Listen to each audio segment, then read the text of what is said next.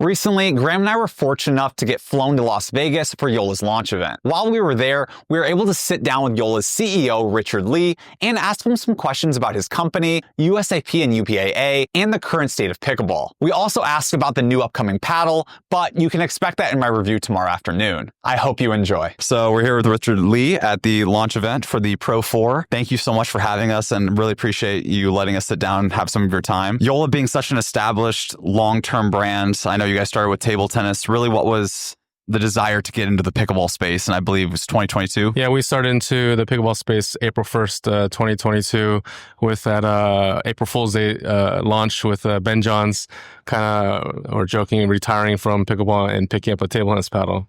I don't know if you guys remember that post we had, but that was our day we jumped into the sport of pickleball. Yeah. We've been in business since 1952. It was originally a German brand. In 2019, I acquired the German brand, so now it's an American company. Never really knew what pickleball was, just like everyone else. Like the first time, like, what is this weird name?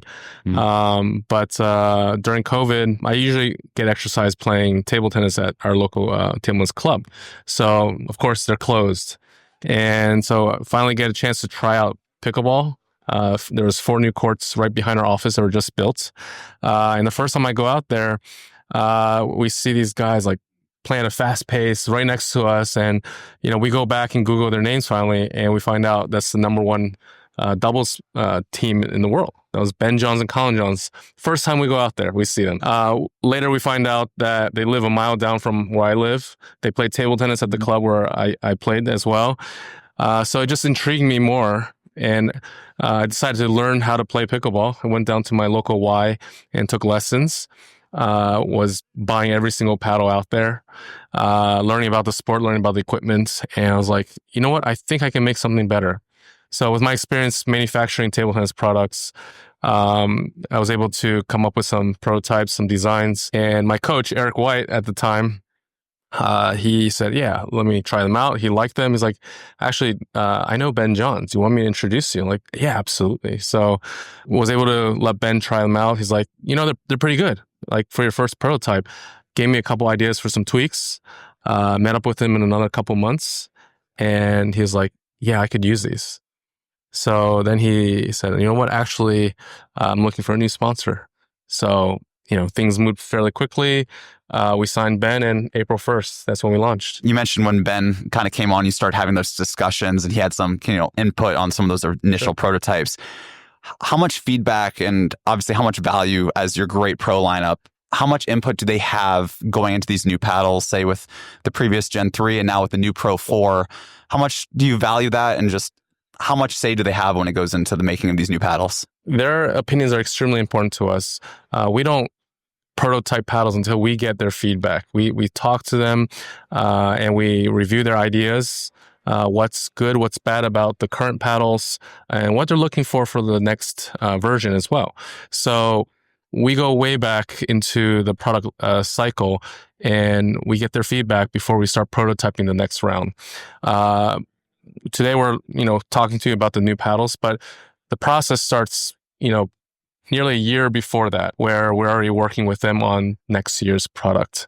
So everything that we come out with, it's pro approved. It's what the pros really need to succeed on the court. And so I think that definitely sets us apart with versus other brands. And Ben being a materials engineer himself, he connects really, really well with us because we have materials, chemical engineers, mechanical engineers working on our team to make sure that our paddles are performing and are developed in the way that the pros love the feeling of them. Yeah, that's one thing that was really cool kind of about this event and kind of getting to meet everybody is just seeing your team, seeing everyone that's kind of behind the scenes and just kind of seeing how much really goes into the making of a paddle. Really cool to see. And like I said, really enjoyed the presentation we got to see and just being able to have these conversations. So pickleball is growing at such a rapid pace. Where do you see pickleball in 5 years, and how does Joola fit into that? We love to see the further development on the pro side. I think the PPA they're doing an amazing job in trying to get more exposure for the sport. Definitely on the recreational side, I think the growth is there. Pickleball is here to stay, and we just want to see that it continues to grow in a healthy way. And what I see worldwide is you have different countries around the world where they are reaching a tipping point where pickleball is just exploding. We see that quite a bit in a few countries in Asia, and we want to see more of that. I think Olympic adoption will be a huge factor in the future for further international expansion. No one knows when that's going to happen, but I don't think we're waiting. We're working hard every day to promote pickleball everywhere. So with a lot of drama this past year, obviously the original Gen 3s went through a bit of a delisting, the Mod TA being sunset. I know we talked a little bit about your plans for upcoming year. Just kind of wanted to get your sense and feel of the UPA versus the USAP. And we know they have some slightly different regulations when it comes to grit. Is there something you would like to see both of these institutions implement, or is there one that you're seeing that's kind of doing something a little bit better, or just kind of comparing the two from a brand standpoint? Well, it's very confusing for the consumer, right? Okay, there's one, the USAP standard, and then the UPA standard. UPA is more focused on the professional players. They take most of their feedback, their player committee.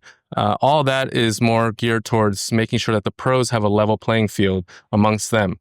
USAP's approach is different. I don't think they take much pro input at all. Most of it is amateur athletes, amateur players. And while that is an important part of the sport, I think the two organizations need to find a way to work together so that they're getting an entire picture of what pickleball should be.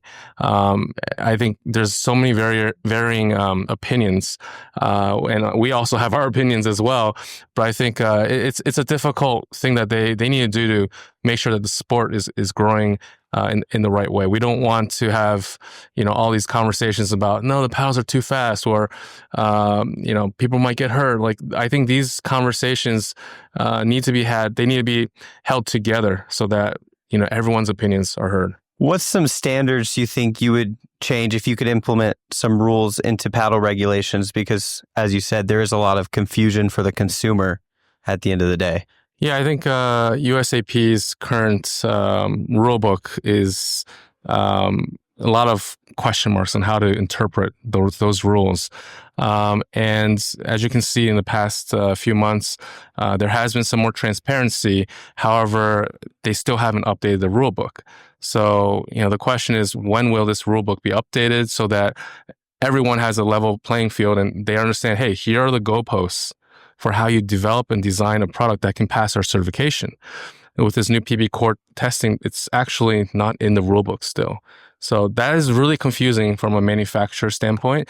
And then further on to the consumer, what is a approved paddle? Like, no one really has a full understanding right now. So it is really confusing for the consumer, and it goes all the way up to the manufacturers. Obviously, Andre Agassi joining Team Joola, absolutely huge. He was here at the event. Super awesome to meet him. Super genuine guy. I mean, someone, like I said, that was on top of the world of tennis, and obviously is a huge fan of pickleball. What does it mean to the Joola brand to have him be a part and representing Joola? It's a huge thing for us, but I think it's even more important. It's huge for the sport of pickleball. We have great athletes on our team. They're at the top of the game for pickleball, but I think the opportunity to work with Agassi and Steffi Graf is that they're going to reach an even wider audience. They're famous, known everywhere, and we are going to work with them to grow the sport of pickleball everywhere. So we love that he's with us, but I think it's even more value to the sport of pickleball for it to grow even more. Thank you so much for your time. Really enjoyed this conversation, and thank you so much for having us. Thank you. Thanks for joining us here.